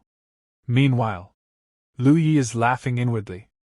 A devilish smile appears on his face. He brings both hands together respectfully and shouts loudly, "Of course, I am willing!" The moment the venerable sword master hears this, he bursts into laughter. "Ha! Good! Since you have no objection, I will report to the sect master immediately and let him personally decide." Right now, it feels like he just discovered a diamond inside a coal mine. A true genius. The three venerable masters immediately depart at high speed to meet the sect master. Below, Lu Yi watches calmly. Meanwhile, the smaller elders who had hoped to recruit him panic. "Let's go! Maybe we can still pick up some scraps." They quickly rush off as well. On the other side, Master Bai's expression falls. No matter how stunning she looks, what does it matter? The future's most powerful sword genius will not waste his time on small pawns forever. Behind her, Hong Ling nervously asks, "Master, what should we do? What if?" "Yes. What if?" Master Bai answers coldly. "With me here, no one is allowed to snatch him." Then she turns decisively. "Who is afraid of whom? If they are going to find the sect master, then so am I." And she swiftly leaves for the great Dao Hall. Just then, a voice echoes from the arena. "Why are you still standing there? The competition is not over. Continue." With that announcement, a new girl steps onto the stage. She is extremely beautiful, but unfamiliar. The announcer declares, "Semifinals, second match, Chu Ling versus senior sister Rong Huarong." The disciples whisper excitedly, "It's a duel between two beauties. The palm and the back of the hand, both are precious." Honestly, they're not wrong. It's hard to imagine how breathtaking it will look when they fight. Chu Ling steps onto the stage and politely greets. "Senior sister, please make the first move." Scene shifts. The Great Dao Hall. A massive palace, the core of the sect. Even from outside, voices can be heard. "Sect master, you must make a decision for me. Otherwise, my lonely sword lineage will truly die out." Another elder says urgently, "Sect master, I cannot helplessly watch a good sword Dao seedling be buried in by Lian Peak's sands. Inside the hall, a majestic figure sits upon a grand throne. Below him, the venerable elders bow respectfully. Behind them stands Master Bai. The venerable sword master declares, "Sect master, if necessary, I will kowtow to you." Then, we finally see the great Dao sect master, Lu Chunfeng. He raises his hand and says coldly, "Enough. All of you, shut your mouths." Instant silence. "Yes, sect master." He turns his sharp gaze toward Master Bai. "Junior sister Bai." For a moment, he looks serious. But in the very next second, his expression completely changes. He softens instantly, like a cat trying to act cute. "I haven't seen you in a year, you're becoming more and more beautiful." Wow! So even the sect master isn't immune when it comes to a beautiful woman. The venerable elders are stunned. Their faces collapse in disbelief. Meanwhile, Master Bai smiles gently, a faint blush appears beneath her eyes. This part begins, and Master Bai greets the sect master. And after seeing Master Bai, the perverted sect master says, "I told you, you can call me senior brother. There is no need to call me sect master." But Master Bai says, "Sect rules cannot be mistaken. Etiquette cannot be abolished." Then from the other side the perverted sect master says, all right. Calling me sect master is fine too then. Junior sister Bai, what do you think of this matter?" Then Master Bai says from the front, "I absolutely will not allow Lu Yi to leave Bai Yin Peak. This does not conform to the sect rules, nor does it conform to etiquette." After hearing her words, a martial uncle says, "Bai Yunlan, you are a spell cultivator. Do not lead disciples astray." Then Master Bai smiles and says, "Spells I can teach. Sword I can also teach. If the three martial uncles do not believe me, then the sect master can allow me to fight a short battle against the three martial uncles. If I win, Lu Yi will be a person of Bai Yin Peak." After hearing her words, a martial uncle looks at her and says, Good. This martial uncle won't bully you either. I will seal my own cultivation and fight you with sword at the same void refining realm. If you lose, then let Lu Yi choose for himself." And Master Bai also becomes ready.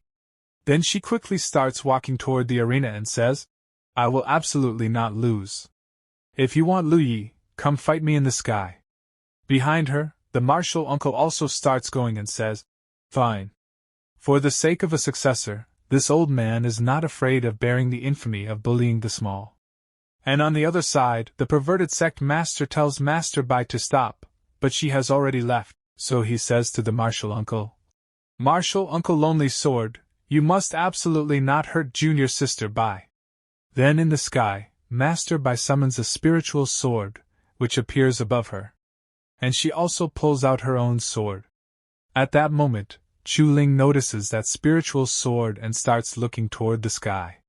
Then she says, "The divine sword master has made her move."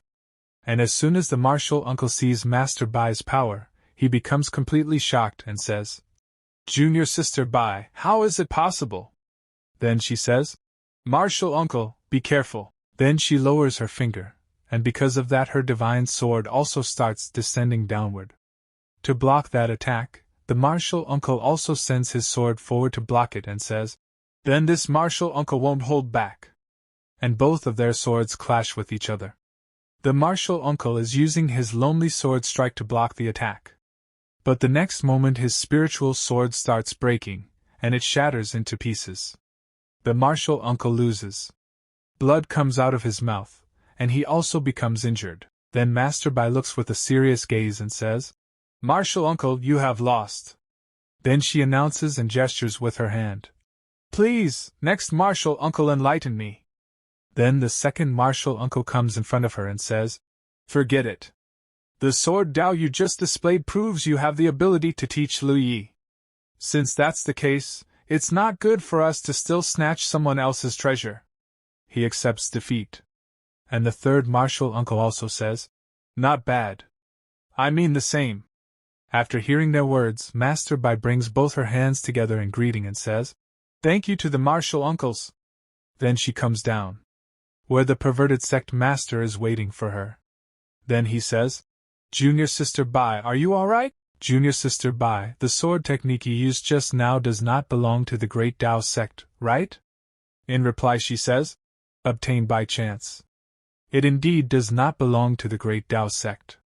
And the perverted master is still very happy and says, "Since Junior Sister likes to study sword techniques, I, your senior brother, have privately collected quite a few sword arts. Why doesn't Junior Sister accompany me to the library pavilion to study them together?" But Master Bai refuses and says, "Sorry, senior brother. I won't like sword techniques." Then the scene shifts to the arena, where Chu Ling is still on the stage. Now the final match is about to happen. Chu Ling versus Lu Yi. Standing in the arena, Chu Ling is thinking, "Young master, I have finally waited for you." At that moment Lu Yi starts entering the arena. Seeing him, Chu Ling's eyes shine and she becomes happy and says, "Young master!" And step by step Lu Yi is walking into the arena. Seeing him, a silence spreads everywhere. Chu Ling is still standing in the arena. But suddenly she feels something. That is killing intent. Killing intent is coming out from Lu Yi's eyes, and she starts thinking, "Young master, do you really want to kill me?" And the crowd is cheering loudly. They are shouting, "Beat him!" Everyone hates Lu Yi. They are saying, "Destroy this comeback. I have found Lu Yi an eyesore for a long time." Then Chu Ling suddenly drops to her knees and says, "Young master, do it." She becomes ready to die. But Lu Yi is looking at her with hateful eyes. He stays silent. And when the disciples see that Chu Ling has already knelt down, everyone becomes shocked. They say, "Why is it like this? How much money did she take from Lu Yi?" Another one says, "Is this woman crazy? She is simply 1,000 times more of a simp than I am." Then finally Lu Yi says, "You and I currently have no affection. I won't kill you. Stay away from me, alright?" The man knows what he has to do. Stay away from women. But Chu Ling's eyes are full of tears of regret. She is crying and saying, "No. Young master, you can kill me, but I will absolutely not leave young master." But at that moment Lu Yi suddenly slaps her hard on the face. And staring at her he says, "Bastard psycho." And then this chapter ends here, and as soon as the new chapter comes, I will upload it. So we will meet in another video. Until then, bye.